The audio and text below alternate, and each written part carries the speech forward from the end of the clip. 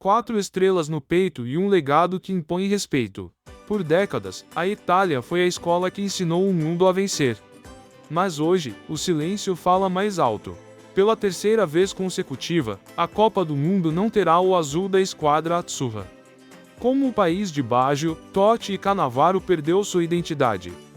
Para entender a queda, é preciso voltar às raízes do calcio histórico, o jogo brutal do século XVI que moldou o DNA esportivo italiano.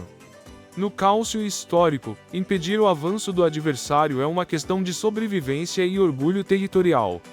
Essa mentalidade de fechar os portões evoluiu diretamente para a escola defensiva italiana.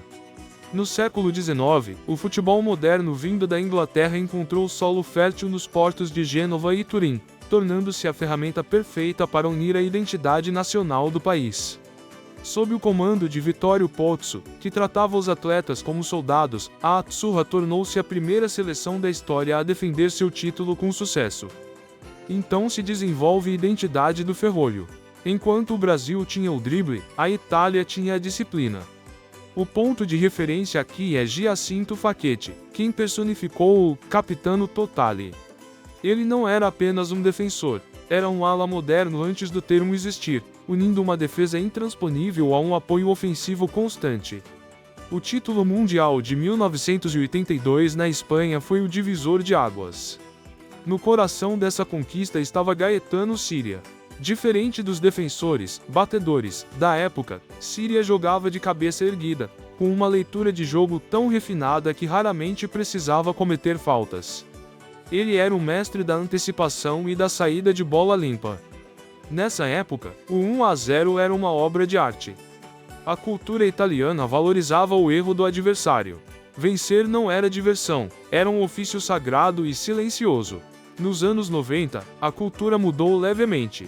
A solidez defensiva ganhou a magia dos fantasisti. Roberto Baggio personificou o auge técnico da Itália, um gênio que carregava o país nas costas. Logo depois, Alessandro Del Piero e Francesco Totti mostraram que a Itália podia ser criativa e letal. Era a era de ouro da Série A e agora o jogador italiano era completo.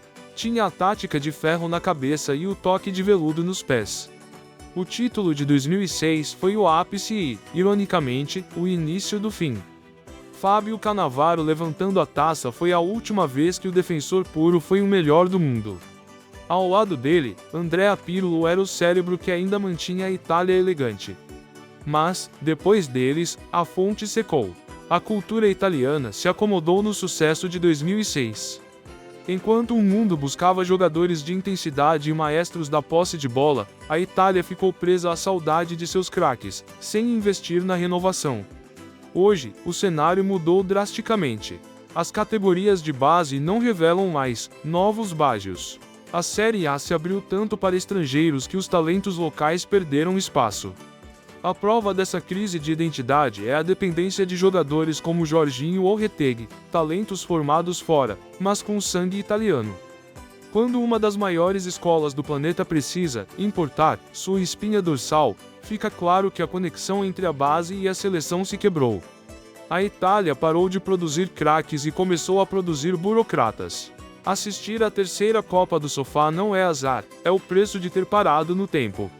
A camisa azul é pesada, mas hoje, ela parece carregar o peso do mundo nas costas. Do auge tático de Pozzo ao abismo das ausências recentes, a Itália viu sua mística de invencibilidade se transformar em saudade. Restam as 4 estrelas no peito e a dúvida: conseguirá a Azzurra resgatar sua alma competitiva e voltar a dominar o planeta? Se você gostou desse vídeo, curta e se inscreva no canal para mais conteúdos como esse.